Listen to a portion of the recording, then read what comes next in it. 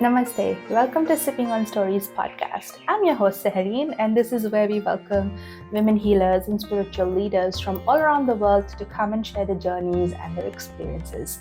Thank you so much, everyone, for showing lots of love to our podcast episodes. And if you're new to this channel, welcome. Please like and subscribe to this channel so we can continue spreading some love. Thank you.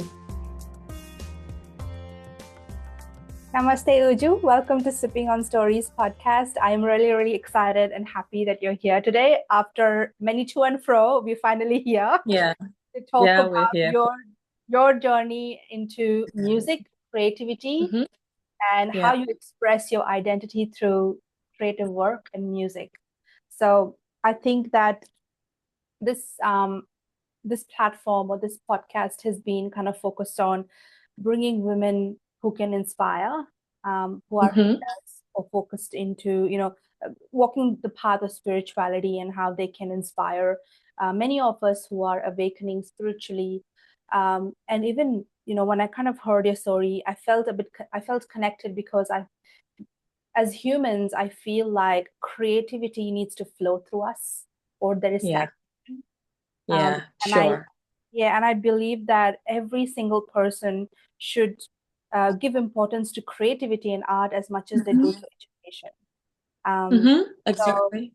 And I come from an Indian background, and as I was growing up in my family, the only thing we focused upon was education and getting good grades, because we need to get into good colleges and have high-paid jobs. It's all about competition.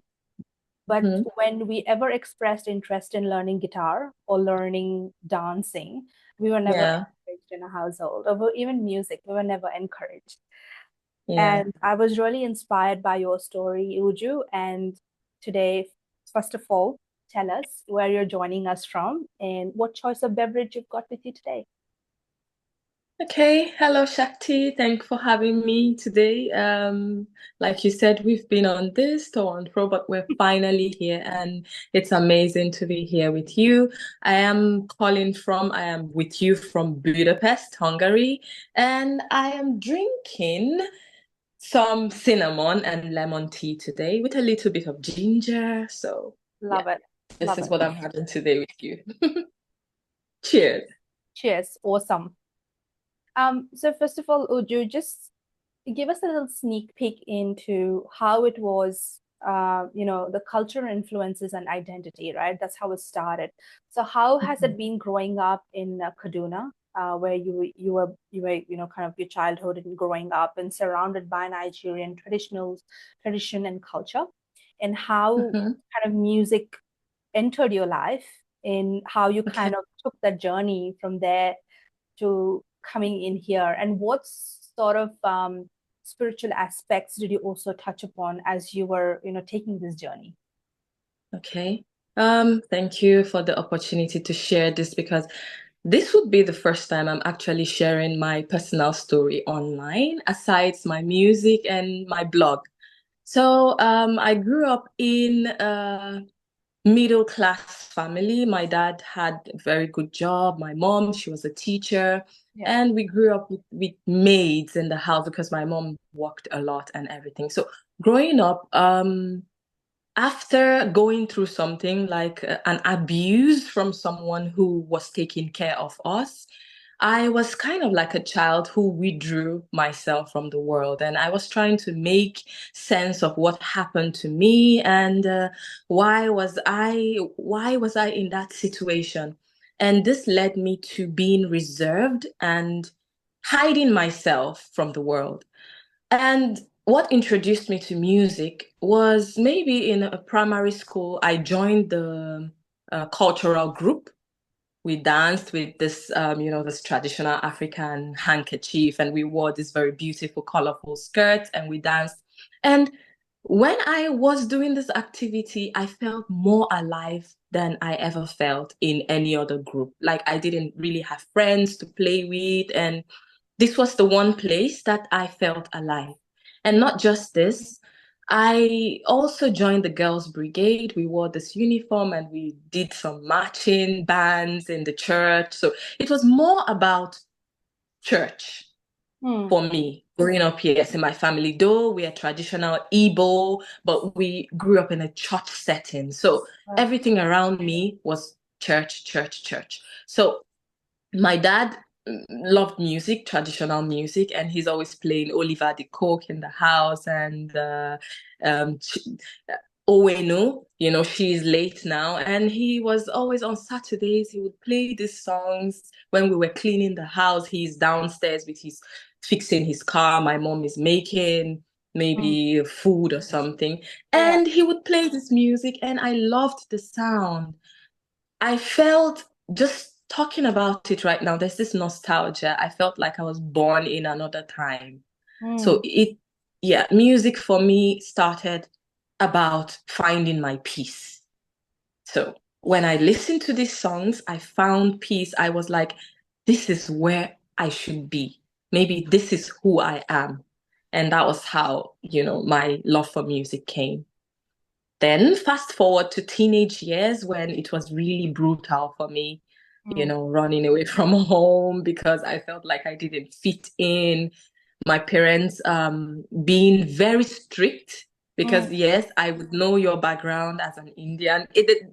There is some kind of similarities to how parents treat the kids, the strict, you have to go to school, you have to come out with good grades, just forget about every other thing.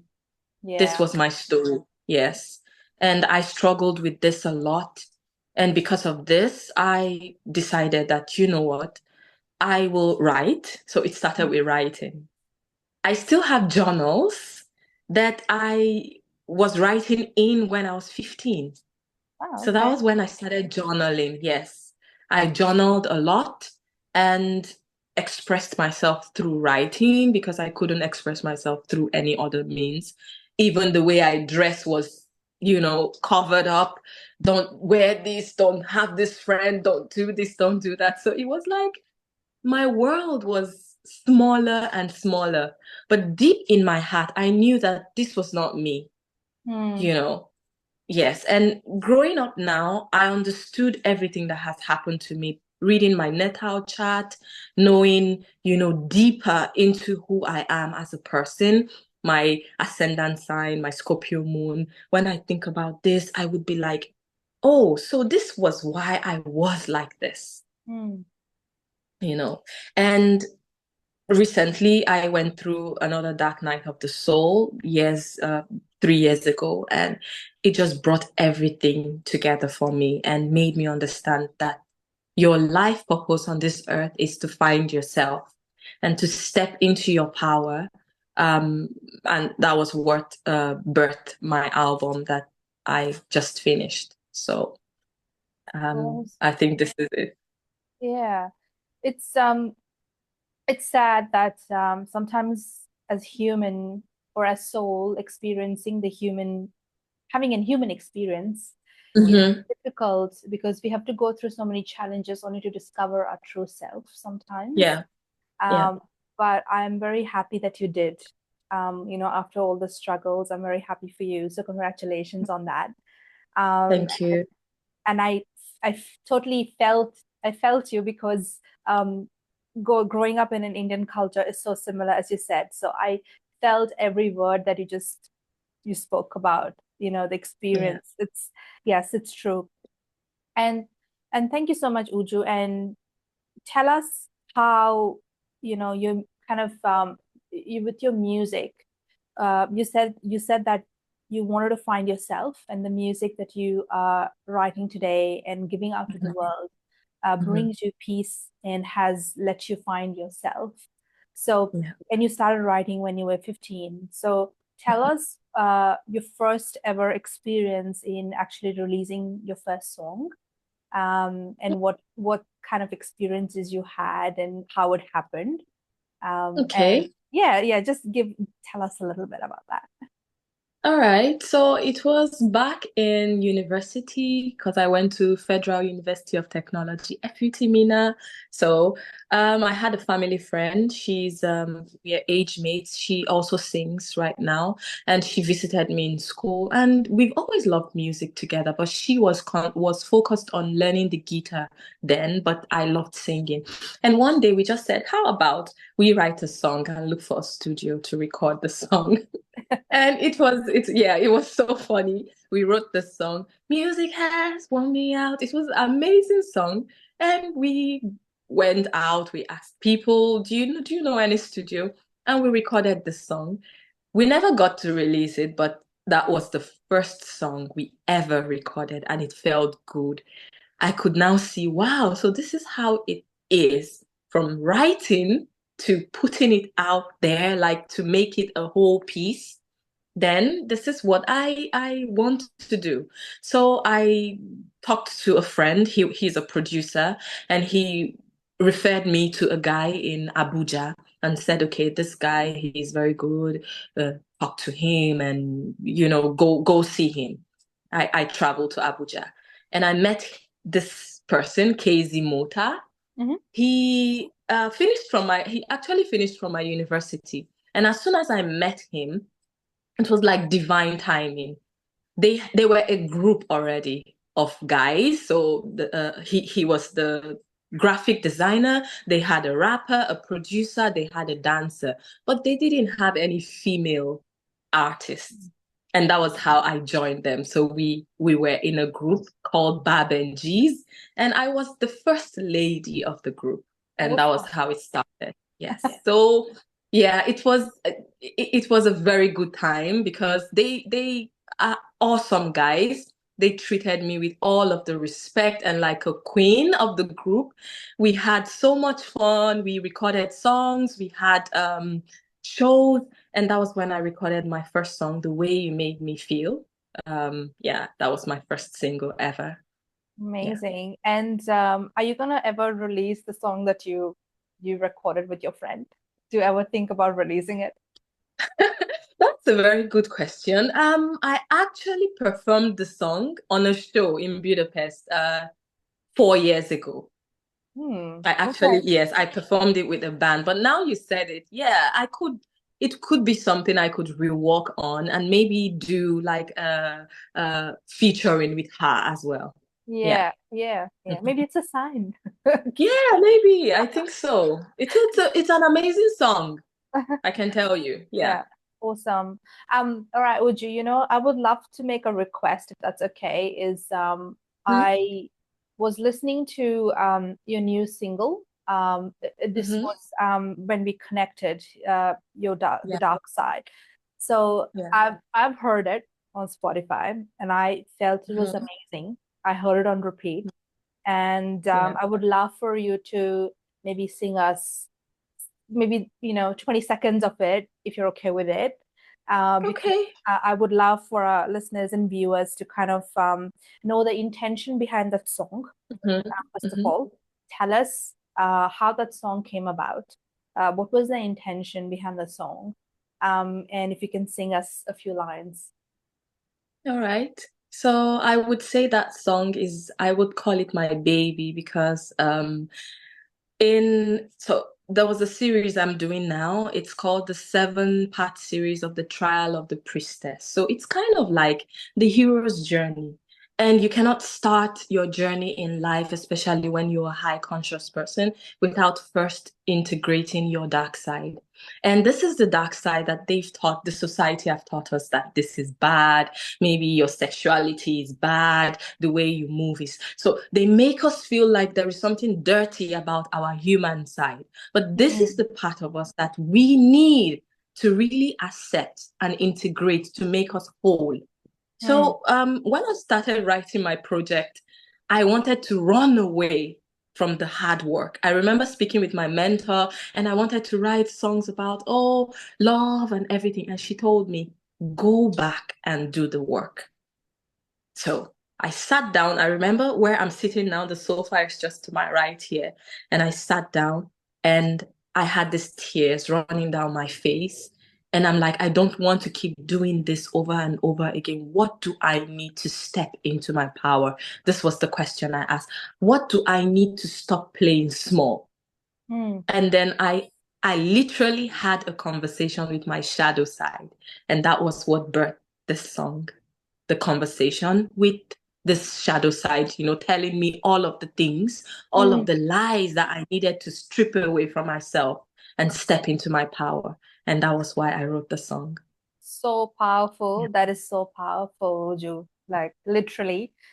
Yes. Go ahead and sing a couple lines. So yeah. All right. So this is the chorus of the song. I'm friends with my dark side. It's a part of who I am. I know that the light won't shine.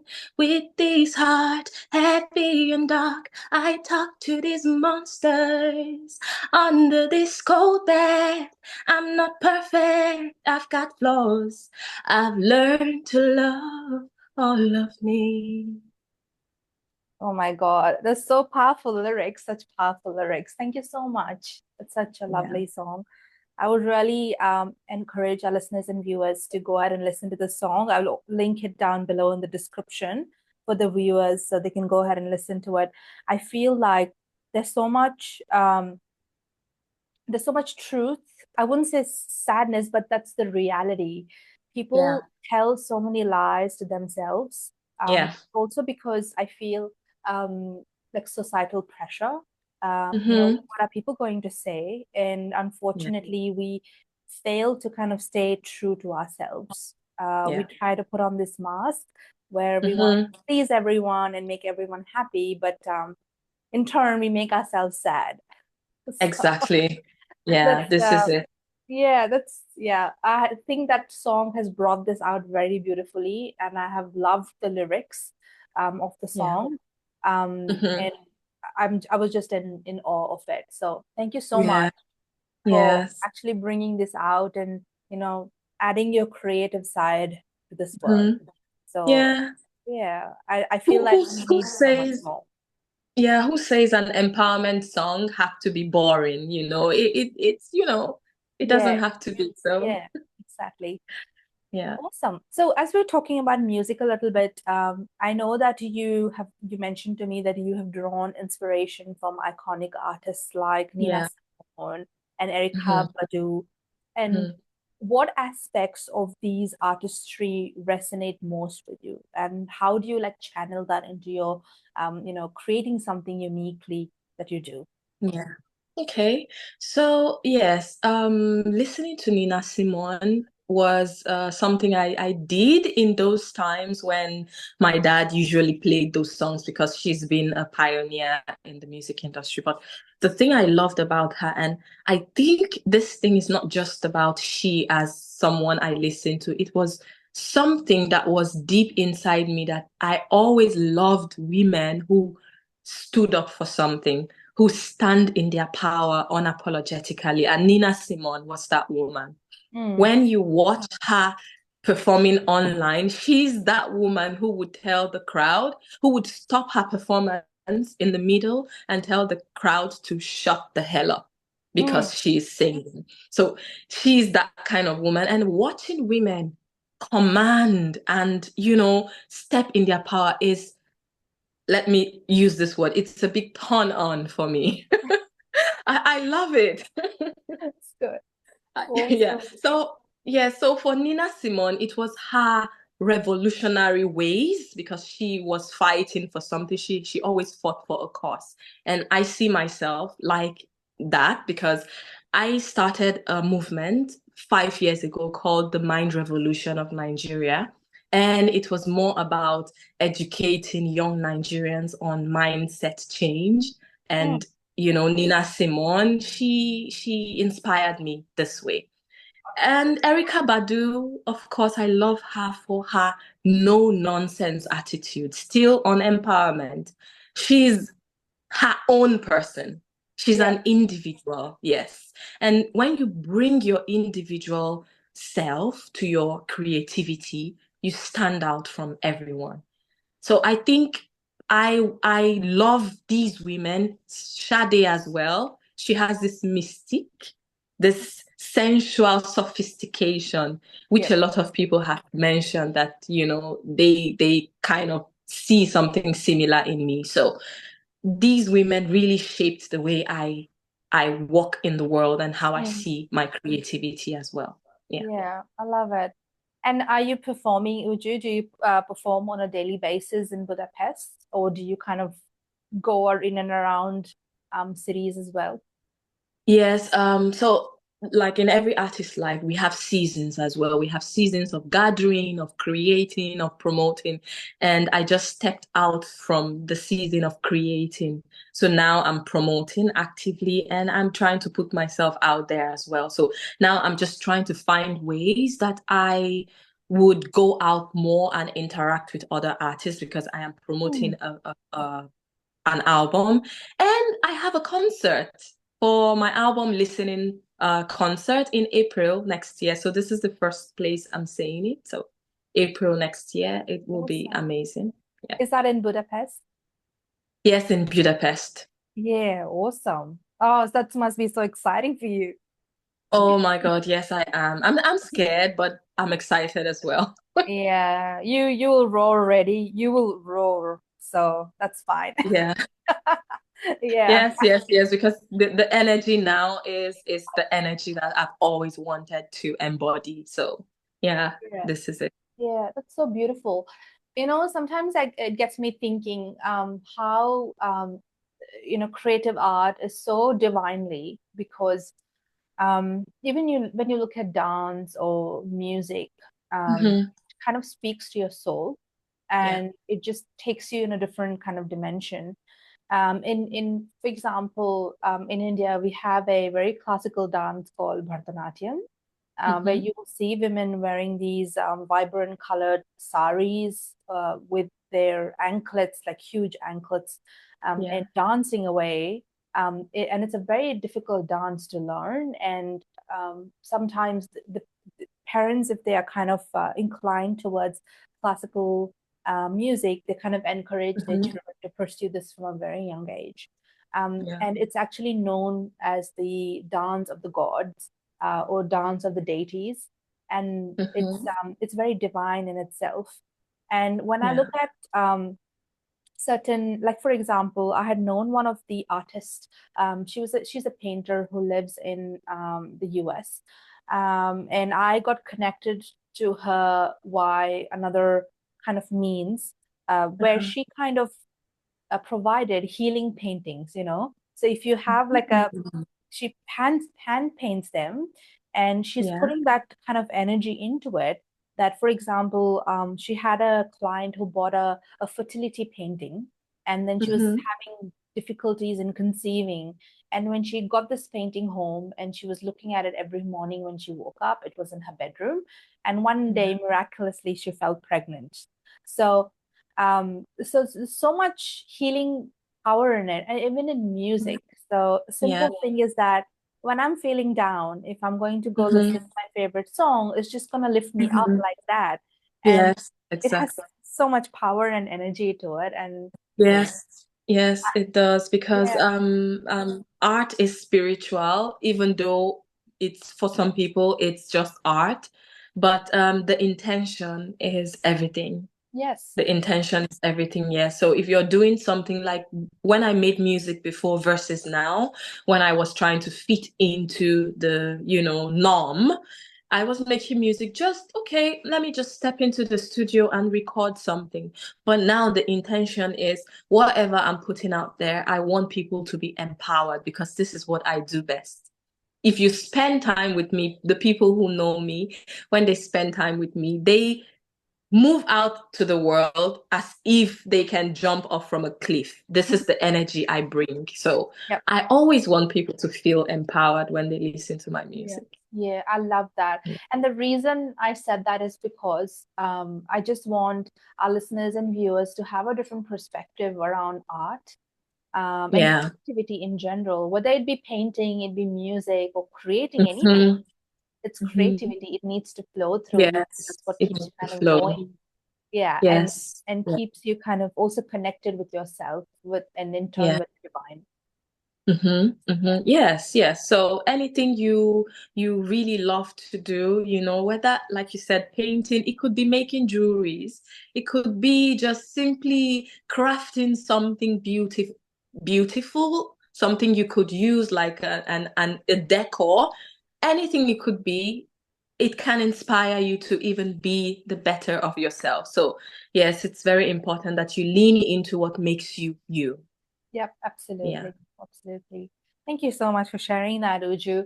And as you were kind of on this path and pursuing music and discovering yourself, what are some of the other challenges that you faced? I know that as a child, it was a lot of struggle there, where Yeah. you were finding it very hard to fit in, and you just wanted to run away, and Yeah. you did, and Yeah. found yourself. So, Yeah. what were the other challenges that you had on this path? Okay. So I think one of the main challenges was accepting myself. And going back to my natal chart, that was the thing that I came to this life to do, self-mastery, to learn and accept who I was. And who when somebody asks, who are you? You cannot just say, oh, I'm a singer, I'm a this, I'm a that. You need to know yourself in your core. So one of my challenges was really identity. Um, Finding who I was and saying, no matter the distractions, no matter how much I want to fit into what I wasn't, this is who I'm going to be. If I'm quirky, then let it be. If I love to laugh out loud or I love witchy stuff, let it be. So the little things that we hate about ourselves, sometimes this is who we are. And if we don't embrace those things, we're chipping parts of ourselves. And another thing that I face that I am currently facing right now is being on a solo journey. Mm, Is not easy. And I know that there are many women out there, many creative out there that are like me. And it's not because I chose it this way, it's because sometimes your path demands that you walk it alone. And it can be very lonely. mm, Yes, it can be very lonely, being everything to yourself and no one understands you. No one understands you. And at a point, you really have to let go of mm, trying to explain yourself to people. It's mm, hard. mm. Yeah, it's hard. Yeah, yeah. But yeah, I have friends. I do have friends, and I try to lean into those friendships, Mm, talk to them, be there. But on this part, it's yeah, lonely. slowly. Yeah. I get that. I get that. And you would definitely want to have someone who understands the path you're Yeah. on. Uh, Yeah. so absolutely. And I've seen a lot of solo artists there. Um, Even with my a place I used to work, I know a colleague. So she kind of releases her single, I think, every year. So she has Yeah. the side of her as Yeah. well. So I can understand how difficult it is when you're trying to kind of pursue your calling, your purpose, Hmm. and you need to do this alone without any help. Yeah. And I just Yeah. hope, Uju, and my wish is for you that this podcast reaches many people as it can, especially to women like yourself who might be kind of Yeah. feeling the same and in the same boat, and Mm. where maybe, where a number of collaborations can happen. And I wish that for Yeah. you through this podcast as Yeah. well. So, Okay. yeah, I think you're amazing. You're an amazing singer, and people need to know that and notice you. So definitely, Yeah. if I Yeah. could, I would maybe travel to Budapest to your concert. But Yeah. True. True. It's the distance is, oh my God. Yeah. well, yeah, but look, all the best in that journey. And with that, I want you to kind of tell us what is your future vision like with your singing. So I know that you've got your upcoming album coming up. Hmm. Hmm. And give us a little sneak peek into it, and give us what is this album about and what your intention is behind it as well. Okay. So when I met my mentor and I joined her class, she was always hammering on you need to be honest in your music. So no gatekeeping, no using vague languages and everything. And this led me to work on 30 songs. I wrote 30 songs. And from this 30, we picked 12 of these songs. And I think these songs represent a point in my life. So even though I'm going to release it next year, it's not where I am right now, but where I was. But it's not fair for me to say, okay, because that's where I was, I should shove it behind. I want people who are at that place in their journey to feel the music. So the song is simply about how I reclaimed myself. I have songs there like Nocturnal Call, which is a song about the darkest night in my life ever. That was that song. It was about the day that everything fell apart and I was outside in the rain and I prayed and I looked up and I cried and I prayed and I said, whoever is there, if you can hear me, if you let this night, pass over me, I will be better. I would do better. I would change my life. And that was the song. I also have songs like Karmic Allure. It's a relationship, a love relationship, a karmic relationship that I went through. And a lot of women, I see people talking about this, that kind of love that teaches you self-worth. This is one of the songs in the album. And I also have a song, God of the Machine. Is kind of futuristic. We are in the AI revolution right now, and the song is talking about how we blend our human nature with the AI. So I have amazing music in this album, and I cannot wait to share this. Yes.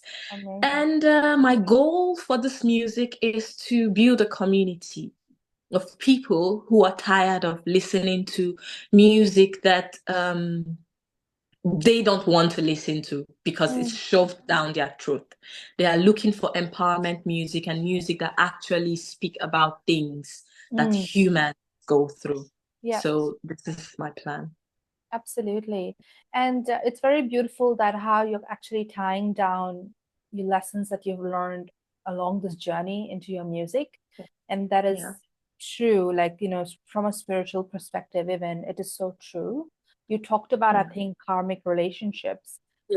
And people mistake, kind of mistake it to be like soulmates. But as you said, you come together because you need to learn something. Yes. Through that relationship. Yes. And I have seen so many people around me having karmic relationships. So I guess that's very beautiful. And I'm very happy that you're kind of spreading that through your music. And I really love that.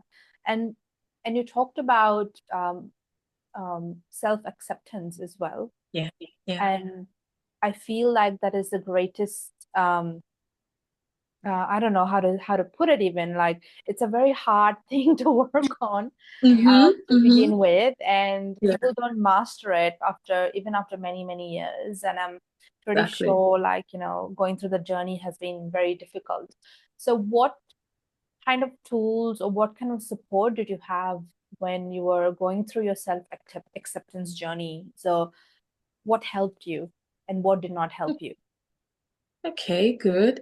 So one of the things that helped me when I was going through this first was it's not fun to say this, but this is the truth. I cut off a lot of relationships, with people who I felt like it's not that maybe most of them didn't really do anything, but the energy and the place I want to be, I feel like they were not the right people for me to be moving with at that time. Because someone triggered me a lot. A friend triggered me a lot that I had to cut off from her. And when I say triggered me, people might say, okay, then if she triggered you, then it's your fault. I accept everything that happens to me. I don't put blame on people. That means I needed to work on myself, to work on why someone's action can trigger me.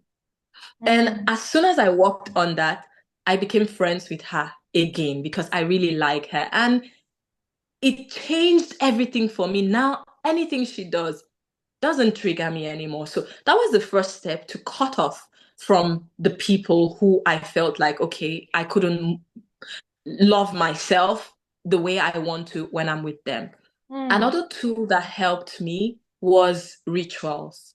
You cannot run away from your rituals. As a person who is tapping from a divine, you need to find the things that make your soul calm, that let you be in yourself.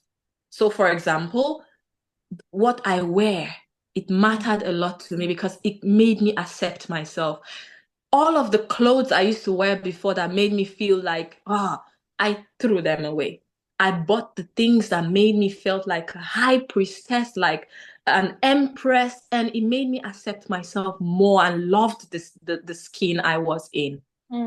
And rituals like running a bath, people might think it's just for fun, but it helps a lot because in that bath, I could recite mantras. I could just relax by myself and listen to meditation, and I felt good with myself. Journaling. This is non-negotiable for me. I write a lot. I'm a pen to paper woman. This helped me to accept myself because when you journal, most of the times, you tell yourself the truth. And when you don't accept yourself, it means you're telling yourself lies. And there's something that bothers me a lot, lies. So yes, yes. So you have to tell yourself the truth of who you are. Who are you? Because if you tell yourself the truth, then you can accept that without garnishing it with all those things. Yep. Okay. Yeah. So, for example, one truth I told myself: you are a perfectionist, accept it. And as soon as I accepted this truth about myself, I started working on it and working on the fact that nobody can be perfect and I need to show up as I am.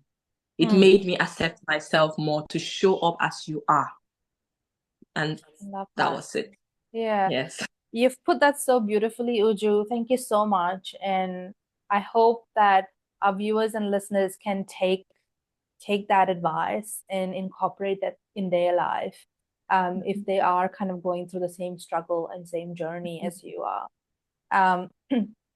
And I guess with that, we have come to an end of the podcast today. Unfortunately, that's all the time we had, but it has been such it's been such, such a I have no words really, but I was really engrossed in your journey, in your experiences, and the way that you have accepted all the truth about yourself, and you've discarded what's not required, which has, allowed you to really evolve and become the person you are today.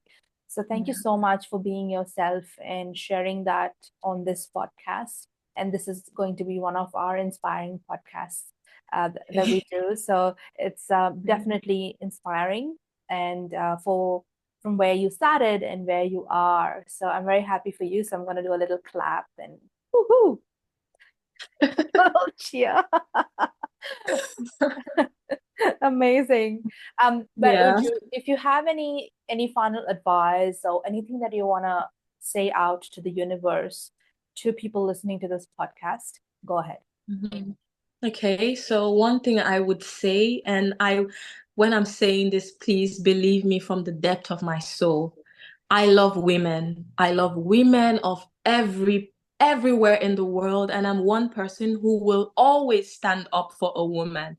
So as a woman, the one thing I would advise and say is that you should not care about what anyone thinks about you.